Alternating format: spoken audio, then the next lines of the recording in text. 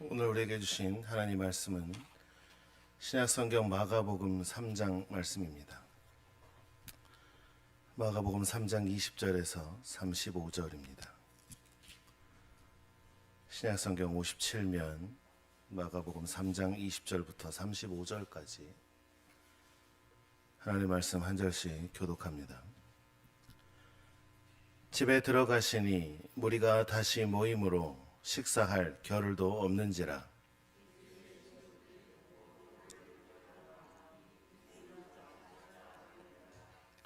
예루살렘에서 내려온 서기관들은 그가 바알세불이 집혔다 하며 또 귀신의 왕을 힘입어 귀신을 쫓아낸다 하니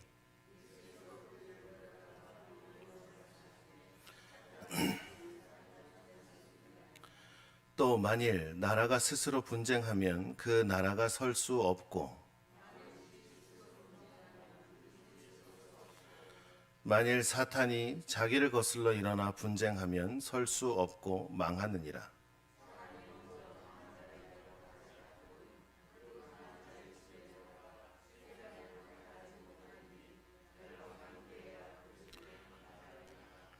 내가 진실로 너희에게 이르노니 사람의 모든 죄와 모든 모독하는 일은 사하심을 얻되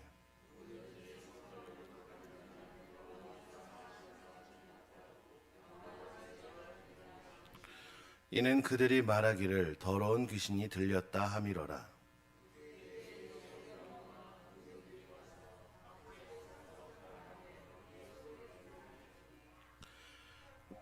무리가 예수를 둘러 앉았다가 여짜오되 보소서 당신의 어머니와 동생들과 너희들이 밖에서 찾나이다.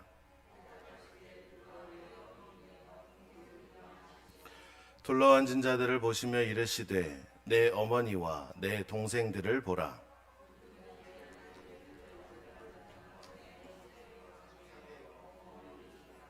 아멘.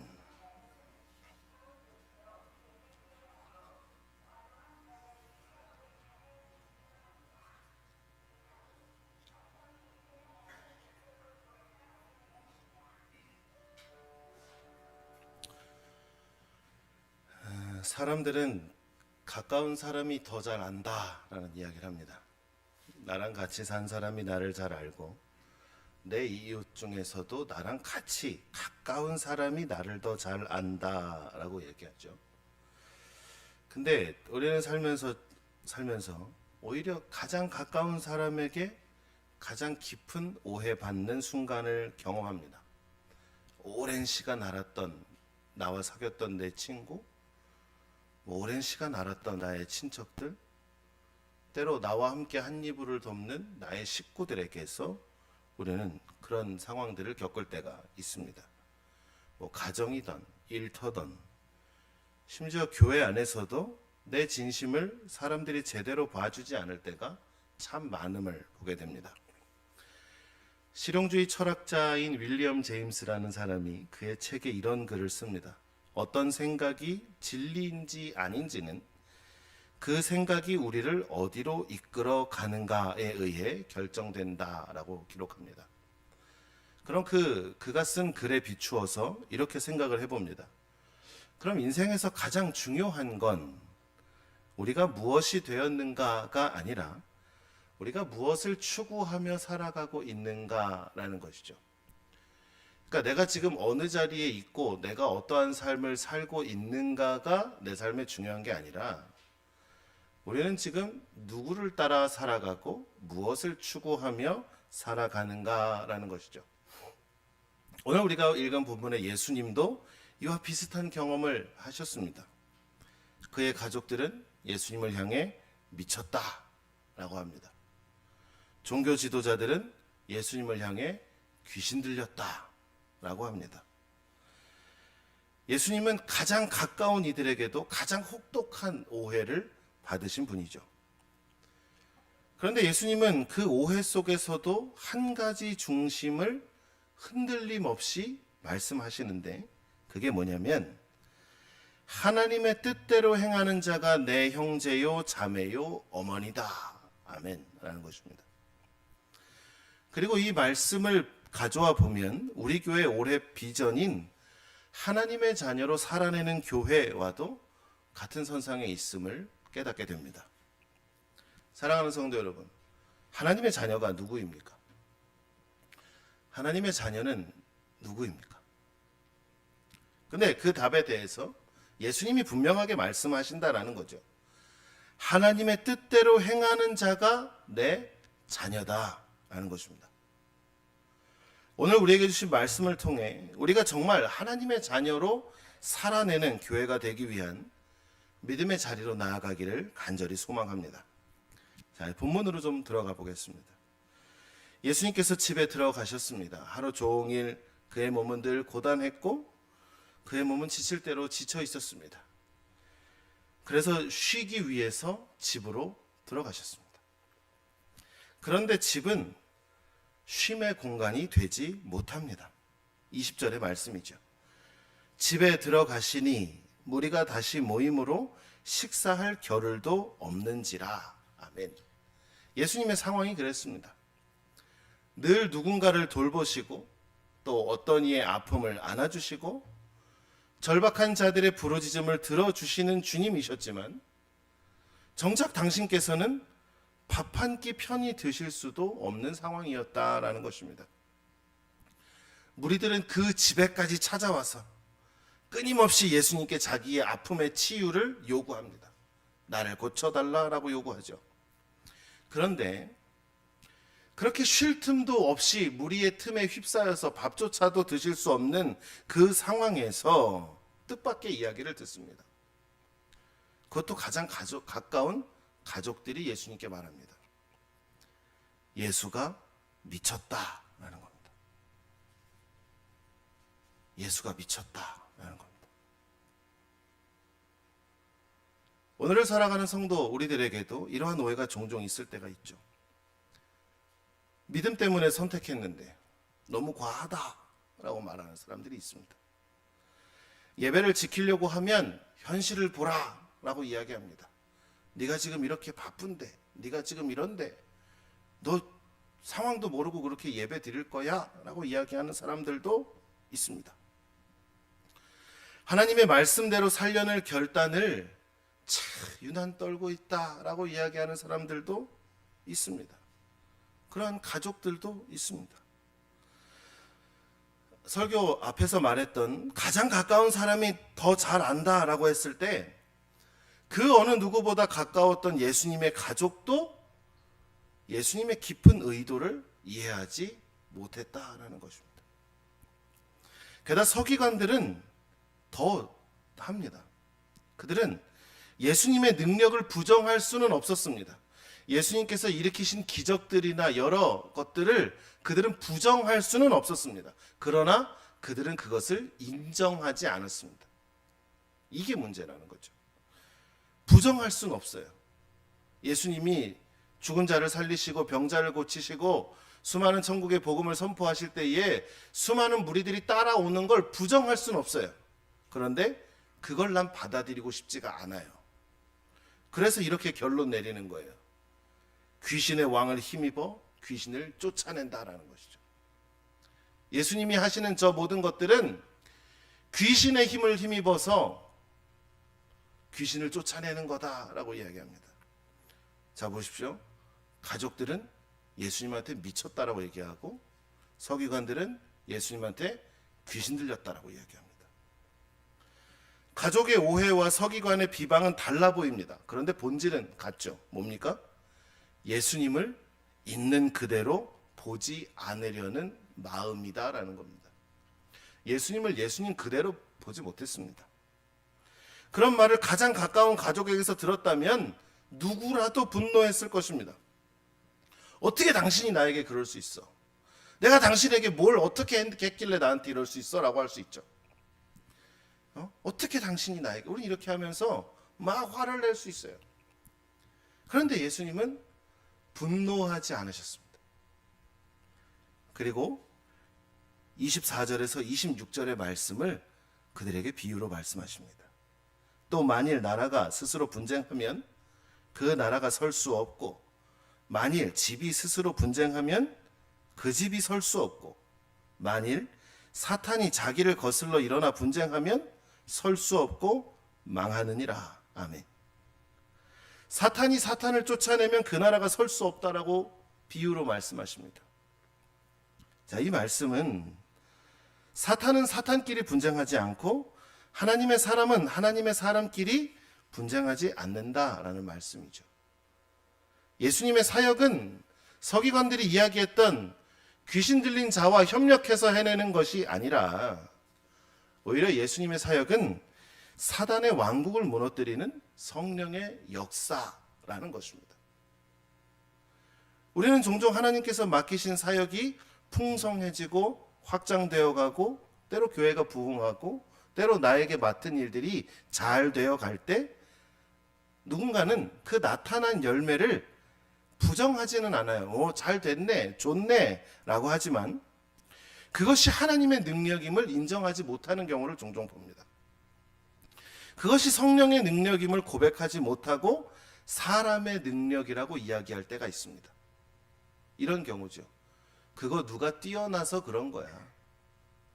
그거 누가 돈이 많아서 그런 거야 라고 이야기합니다. 그렇게 이야기하면서 그 모든 것이 하나님의 역사와 은혜임을 인정하지 않으려고 할 때가 있습니다. 근데 예수님께서 27절에 말씀하시죠. 사람이 먼저 강한 자를 결박하지 않고는 그 강한 자의 집에 들어가 세간을 강탈하지 못하리니 결박한 후에야 그 집을 강탈하리라. 아멘. 여기서 사탄은 강한 자를 사탄으로 이야기합니다. 여기서 말하는 집은 사단이 지배하던 그 영역을 말합니다. 그리고 강탈하는 그 세간은 사단에게 묶여있던 영혼들을 말하는 것이죠. 그러니 사탄이 지배하고 있던 영역과 그 영역 속에서 묶여있던 영혼들에게 예수님은 더 강한 자로 오셔서 그 사탄을 결박하신다라는 겁니다. 우린 이 말씀에 아멘 할 수 있어야 됩니다. 예수님은 더 강한 자로 이 땅에 오신 것입니다. 우리가 종종 모임의 리더들을 위해서 기도하라, 나라의 대통령을 위해 기도하라라고 하죠. 사단은 이런 방법을 쓰거든요. 많은 힘을 들이지 않아요. 리더 한 사람만 건드리면 돼요. 그 리더가 무너지면 공동체가 무너져요. 예수님은 이 이야기를 하시는 거예요. 그 집과 영혼들의 모든 주도권을 쥐고 있는 것이 누구냐? 라고 했을 때 그것이 사탄이라면 예수님은 그 사탄을 몰아낼 능력을 가지고 계신 분이다 라는 것입니다. 예수님은 더 강한 자로 우리에게 오셨습니다. 그분은 우리를 묶고 있던 힘보다 더 강한 분임을 우리가 믿음으로 고백할 수 있어야 됩니다. 예수님의 능력이 돈보다 약합니까? 예수님의 능력이 나의 아픔보다 약합니까? 예수님의 능력이 나의 자존심보다 더 약합니까? 예수님의 지혜가 내가 생각하는 세상의 지식보다 더 떨어집니까? 아니라는 겁니다. 예수님은 그 어떤 것보다 그 무엇보다 뛰어나신 분이다라는 것입니다. 우리가 이것을 믿음으로 고백할 수 있기를, 그리고 그것을 붙들고 살아가기를 주님의 이름으로 축원합니다. 그리고 28절과 29절을 이어서 말씀하시죠. 내가 진실로 너희에게 이르노니 사람의 모든 죄와 모든 모독하는 일은 사하심을 얻되 누구든지 성령을 모독하는 자는 영원히 사하심을 얻지 못하고 영원한 죄가 되느니라 하시니. 아멘. 본문에 성령을 모독하는 자라고 기록합니다. 그런데 우리는 이와 유사한 표현을 알고 있죠. 성령을 회방하는 자라는 말을 우리는 알고 있습니다. 자, 그러면 이 성령을 모독하는 자, 성령을 모독하는 죄, 이게 무엇인가라는 것이죠. 하나님의 뜻을 따르지 않는다는 것은 무엇일까라는 겁니다. 30절의 말씀입니다. 이는 그들이 말하기를 더러운 귀신이 들렸다 함이로라. 아멘. 성령의 분명한 역사를 보고도 완고하게 거부하는 마음이 바로 이 마음입니다. 이것이 바로 성령을 회방하는 것이고 성령을 모독하는 자이고 곧 그것이 죄입니다. 성령의 역사를 보고도 내가 인지하고도 그것을 거부하는 마음이 바로 성령을 모독하는 것입니다. 분명 성령이 하신 일, 하나님이 하신 일임에도 불구하고 우리가 그 공을 사람과 자연 현상과 어쩔 수 없이 되는 것과 내가 살아온 대로 그렇게 되었다라고 이야기하는 것 그 자체가 냉정하게 이야기하면 그것이 성령을 모독하는 일이다라는 것이죠. 예수님께서 이미 사탄을 결박하신 승리자이심에도 우리는 두 종류의 말을 많이 하는 것 같습니다. 첫 번째는 나는 안 변해 라는 겁니다. 나는 변하지 않아 라고 이야기합니다. 내 삶은 바뀌지 않아 라고 이야기하는 거죠. 이건 예수님의 승리를 믿지 못하는 패배감입니다. 여러분 정말 여러분이 할 수 없다고 생각하십니까? 그 어떤 사람의 힘이 더해져야만 내가 할 수 있다라는 그 누군가가 없으면 내가 될 수 없다라는 그 공식 속의 삶을 살아가십니까? 근데 그 누군가가 하나님 되시기를 주님의 이름으로 축원합니다. 여러분 세상의 것을 의지하고 세상의 것을 믿고 아무리 따라도 그것이 없으면 나는 안 된다라고 이야기하는 사람은 패배자입니다. 내가 아무리 잘나도 좋은 내 가정에 백 없이는 안 돼. 나는 흙수저라서 안 돼. 나는 돈이 없어서 안 돼. 나는 시골 출신이라 안 돼. 나는 못 배워서 안 돼. 그 모든 안 된다라는 말을 빼십시오. 예전에 심영래 씨가 그런 일을 하죠. 그런 이야기를 했죠. 못해서 안 하는 게 아니라 안 해서 못하는 거라고. 여러분, 우리는 입술로 고백해야 됩니다. 나는 예수 그리스도로 말미암아 오늘 승리한다라고 고백하는 것입니다. 그 예수님으로 우리가 승리하는 겁니다. 기도해도 안 달라져요. 이건 겸손한 게 아니에요. 사실은 예수님의 승리를 신뢰하지 않는 마음인 겁니다. 예수님이 나를 승리자의 자리로 세우신다고 하지만 나는 아직 아프니까, 나는 아직 가난하니까, 나는 아직 문제가 있으니까, 나의 자존심은 아직 회복되지 않았고, 나는 아직도 문제 가운데, 어둠 가운데 떨어져 있으니까 난 안 돼. 이런 마음이 오늘 떠나가시기를 주님의 이름으로 축원합니다.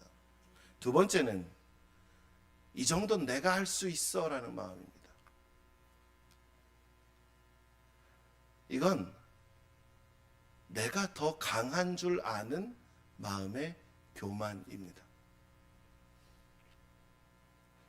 어제 우리 동수원교회 선교팀이 다시 우리 교회를 방문했습니다.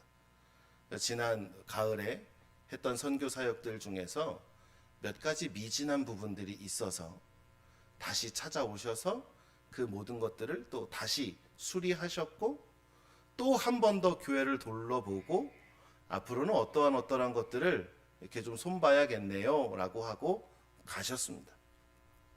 그때 저는 겸손의 미덕으로 이렇게 이야기했습니다. 괜찮습니다.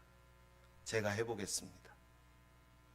이 정도는 제가 할 수 있습니다 라고 했습니다. 당연한 말처럼 들리잖아요. 그렇게 인사하는 게 예의처럼 들리잖아요. 근데 하나님께서 우리를 바라보실 때는요, 이 말이 사실 필요가 없는 말입니다. 하나님이 하실 수 있음에도, 하나님이 하셔야 함에도 불구하고 내가 하겠습니다 라고 하는 이 마음은 하나님을 내 뒤로 제쳐놓는 마음의 교만이다라는 것이죠. 그 선교팀들이 가면서 이런 이야기를 합니다. 목사님이 하지 마시고 저희들에게 이야기해 주세요. 뭐가 필요한지, 어디를 고쳐야 할지. 목사님 괜히 혼자 그렇게 끙끙대지 마시고 저희들에게 전화해 주세요. 그럼 저희가 또 정리해서 저희가 또 도우러 오겠습니다. 이러고 가셨어요. 저는 이 말이 생각났습니다. 무엇이든지 너희 하나님께 기도하면 그가 이루신다라는 것입니다. 여러분, 내가 하려고 하지 마십시오. 하나님이 하실 수 있도록 내가 쥐고 있는 세상의 모든 것들은 다 내려놓으시고 그 손바닥을 모아 기도하십시오. 그게 하나님께서 우리에게 원하시는 겁니다. 그런데 때로 우리는 기도하지 않고 결정합니다. 뭔가를 결정하자고 할 때 간절히 기도하기보다 간절히 계산하고 옵니다. 하나님의 말씀에서 찾기보다 내 경험에서 의존합니다. 내가 이때 이렇게 했었으니까, 그때도 그랬으니까. 우린 그렇게 이야기합니다. 게다가 내가 하나님께 기도하고 말씀을 읽을 때 성령께서 나에게 찔림을 주실 때, 내 느낌이 그래 라고 축소할 때도 있죠. 문득 떠올랐는데 난 이런 생각을 했어 라고 하는 그것들이 있습니다. 이것들이 다 하나님, 내가 알아서 할게요 라고 하는 마음인 것이죠. 이것이 우리가 죄라고 인식하지 못한 채 반복하는 우리의 일상 속에서 성령을 모독하는 일입니다. 성령을 회방하는 일입니다. 때로 성령께서 내 안에서 말씀하십니다. 거기서 멈춰라. 이제 그만해라. 지금은 참아야 돼. 먼저 용서해라라고 말씀하시는데도 우리는 종종 이렇게 반응합니다. 나중에요, 주님. 지금은 제 판단이 더 정확합니다.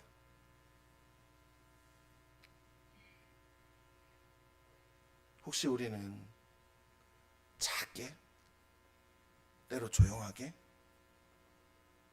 그러나 지속적으로 성령을 밀어내는 삶을 살고 있지는 않은가? 라는 질문을 던져봅니다. 아주 사소한 것에서부터 때로 아주 큰 것은 당연하게 성령보다 하나님보다 내가 앞서려고 하고 있지는 않은가?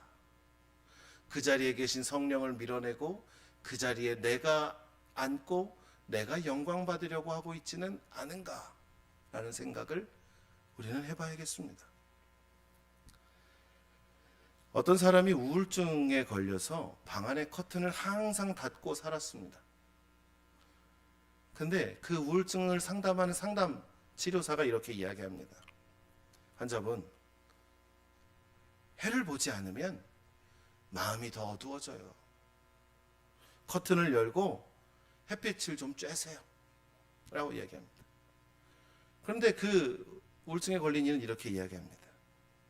햇살이 들어오면 눈이 부셔서 더 아파요. 그냥 이대로 있는 게 편해요 라고 이야기합니다.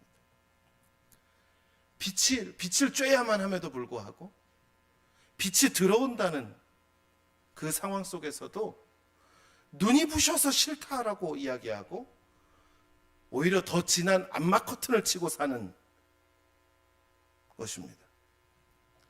근데 빛이 정말 그를 괴롭게 했을까요? 햇빛이 그 사람을 못 살게 굴었을까요? 저는 아니라고 생각합니다. 어둠에 너무 익숙해진 그의 마음이 문제인 것 같습니다. 사랑하는 성도 여러분, 성령님이 우리 마음에 조용히 그 빛을 비추실 때가 있습니다. 때로 말씀으로 우리에게 빛을 비춰주시고, 때로 찬양으로 우리에게 빛을 비추어 주시고, 때로 기도할 때의 은밀함 가운데 내 마음에 빛을 비추어 주실 때가 있습니다. 그런데 우리는 이렇게 이야기하죠. 주님, 지금은 눈이 부셔요. 지금은 좀 편하게 있게 내버려 두시면 안 될까요? 제 방식대로 살고 싶습니다. 그 빛은 우리를 괴롭히려고 오는 빛이 아니죠. 하나님께서 우리를 향해 비추어 주시는 빛은 우리를 괴롭히는 빛이 아니라 우리를 살리려고 비추어 주시는 빛입니다. 우리를 회복시키려고 우리에게 비추어 주시는 겁니다. 태초에 하나님이 천지를 창조하시고 가장 먼저 말씀하신 것이 혼돈과 흑암이 뒤덮여 있고 엉망진창이 되어 있던 곳에 빛이 있으라 라고 말씀하신 것입니다. 내 삶의 혼돈과 모든 삶의 문제들로 뒤엉켜 있고 도무지 어떻게든 답이 나오지 않는 그 어두움 속에서 하나님은 우리에게 네가 살려면 그 삶에 빛이 있어야 돼 라고 말씀하시는 겁니다. 그런데 우리가 그 빛을 거부하면 우리도 모르게 성령의 감동을 끊어내는 인생을 산다면 우리는 일상 속에 늘 성령을 회방하는 삶을 살 수 있습니다. 지난주에 눈이 좀 내렸죠. 눈에 이제 햇빛으로 바람으로 다 녹은 것처럼 보이지만 그늘진 어느 한편에는 아직도 눈이 쌓여 있습니다. 뭐 입춘이 지나고 온도가 7도, 8도, 9도, 10도가 되어도 그 그늘에는 아직도 눈이 녹지 않고 그대로 있는 걸 발견하게 됩니다. 하나님의 자녀로 살아낸다라는 것은 나의 어둠이 익숙해도 커튼을 열고 빛을 받아들이는 것입니다.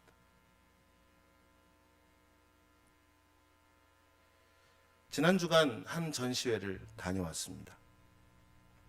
전시회를 이렇게 둘러보는 중에 한 작가의 설명 문구가 이렇게 붙어 있는데 이렇게 적혀 있습니다. 본질을 알아차리지 못하고 비본질의 프레임에 갇혀 점점 비대해지는 허상과 환상의 중독에서 끝내 벗어날 수 있을까? 라고 쓰여 있었습니다.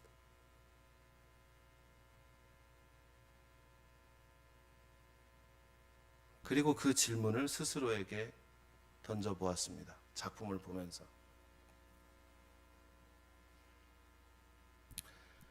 그렇게 정직하고 그렇게 용기 있게 나는 내 생각과 내 판단을 내려놓고 하나님의 뜻 앞에 서 있는가? 라는 질문이었습니다. 그런 삶의 소신이 과연 나에게 있을까? 라는 것입니다.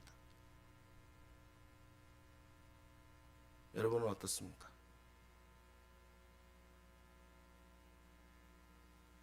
비본질의 프레임에 갇혀 점점 비대해지는 허상과 환상의 중독에서 끝내 벗어날 수 있으시겠습니까?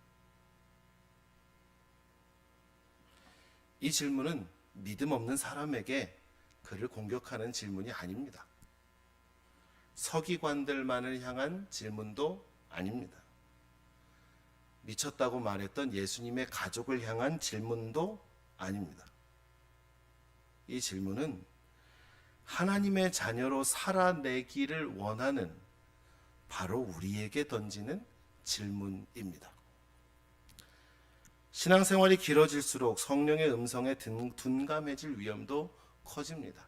익숙해지다 보니 그냥 그런 대로 되는 대로 살아갈 때가 많기 때문입니다. 말씀을 들어도 감동이 줄어듭니다. 어디선가 들었던 것 같고 TV를 틀면 누군가가 비슷한 얘기하는 것 같고 세상의 유명한 강사들도 그러한 이야기를 하기 때문이죠. 순종도 느려집니다. 과거에 많이 했는데 뭘 또 지금에 왜? 라고 하면서 순종해야 될 그 정확한 타이밍을 놓칠 때도 있습니다. 회개가 얕아지기도 합니다. 아휴, 뭐 다 그렇게 사는데 뭐 나만 나쁜 사람인가? 라고 그렇게 생각할 때도 있습니다. 하나님께서 하시는 말씀 앞에 나의 떨림도 사라질 때가 있습니다. 이제 말씀이 두렵지 않습니다. 말씀이 그냥 아무런 느낌 없이 나에게 다가옵니다. 이게 바로 예수님의 가족들이 했었던 오해, 그리고 서기관들의 비방과 연결되는 영적인 무감각의 문제다라는 것이죠. 사랑하는 성도 여러분, 예수님은 사탄보다 더 강한 자이십니다. 우리가 안 되는 줄 알고 있었던 문제들, 수십 년 묶여있던 상처들, 때로 버리지 못한 나의 죄성들, 예수님은 말씀하십니다. 그 강한 자를, 그 강한 것들을 내가 결박했다 라고 말씀하십니다. 예수님은 우리 인생의 모든 어두움보다 더 강한 분이십니다. 얼마 전 뉴스 그런 과학 기사에 보니 정말로 암흑 물질을 찾아냈다 이런 얘기도 하지만, 그 어떤 암흑이라 할지라도 예수님은 그 가운데 빛으로 오시는 분임을 우리는 고백합니다. 성령께서 우리의 삶 속에 말씀하고 계십니다. 삶의 때로 성령께서 깊이 역사하시는 순간들이 있습니다. 기도 중에 울림, 설교 중에 갑자기 떠오른 얼굴, 오래 묵혀두었던 문제를 다시 보게 하시는 그 마음, 그 모든 것이 성령의 인도하심이라는 것을 기억하시기를 바랍니다. 예수님은 새로운 가족을 세우시며 우리를 자녀라고 부르셨습니다. 예수님은 밖에 서 있는 저 사람들이 가족이 아니라 말씀 앞에 앉아있는 무리를 가리켜 내 형제요, 자매요, 어머니라 라고 말씀하십니다. 이 말씀에서 생각나는 게 바로 우리 교회의 비전이었습니다. 하나님의 자녀로 살아내는 교회. 하나님의 자녀가 누구인가? 바로 하나님의 뜻대로 행하는 자가 하나님의 자녀입니다. 하나님의 뜻에 순종하기로 결단한 순간부터 우리는 예수님의 형제요 자매가 되고 하나님의 자녀가 되는 것입니다. 자, 그럼 그 하나님의 자녀로 살아내는 방식이 무엇인가? 첫 번째로 밖이 아니라 안에 앉아있는 결단입니다. 말씀 밖에 앉아있는 자가 아니라 말씀 앞에 앉아있는 자가 되십시오. 두 번째로 성령께서 주시는 감동에 아멘으로 순종하십시오. 성령이 주시는 작은 찔림을 그냥 넘어가지 마시고 그때마다 아멘 아멘 하며 그 아멘이 하나님의 뜻대로 행하는 자녀를 만든다는 것을 늘 기억하시기를 바랍니다. 셋째로 더 강한 자이신 예수님께 나를 묶은 결박을 맡기십시오. 내가 수갑을 차고 있으면 그 열쇠를 가진 이가 풀 수 있는 것입니다. 누군가 나를 강하게 묶고 있다면 그 강한 것을 풀 수 있는 이는 그보다 더 강한 예수님밖에 없습니다. 내 힘으로 해결하지 말고 주님 저는 강하지 않습니다. 주님 저는 나약합니다. 그러나 하나님께서 함께 하시면 하나님이 끊어주실 줄 믿습니다. 이렇게 고백할 수 있기를 소망합니다. 하나님의 자녀로 산다는 건 아버지 그 하나님의 힘을 신뢰하는 것입니다. 아버지의 뜻을 따르는 것입니다. 그 하나님 아버지의 마음을 닮아가는 것입니다. 그리고 그 자녀들이 모일 때 우리는 하나님의 자녀로 살아내는 교회가 되는 것입니다. 사랑하는 성도 여러분, 여러분은 지금 누구의 자리에 서 있습니까? 여러분은 어느 편에 앉아 있습니까? 예수님은 가족에게 오해받고 서기관에게 비난받고 사람들에게 혼란 속에서도 이렇게 말씀하십니다. 하나님의 뜻대로 행하는 자, 그가 내 형제요, 자매요, 어머니다 라고 말씀하십니다. 이제 우리가 어디에 서 있는지 주님께서 물으십니다. 너는 밖에 서 있는가? 아니면 내 앞에 앉아 있는가? 그리고 그 말씀 앞자리를 선택할 만큼 정직하고 용기 있는 믿음의 소신이 있는가? 우리에게 물어보십니다. 늘 그랬듯 대답은 우리의 몫입니다. 저와 여러분의 몫입니다. 그리고 그 대답을 기다리시는 하나님께서는 오늘 우리에게 이렇게 말씀하십니다. 하나님의 자녀로 살아내는 교회가 되라. 하나님의 뜻대로 행하는 자가 바로 내 자녀다 라고 말씀하십니다. 기도하겠습니다. 할렐루야. 사랑의 하나님 감사합니다. 우리를 죄 가운데 있던 우리의 죄를 씻겨서라도 우리를 하나님의 자녀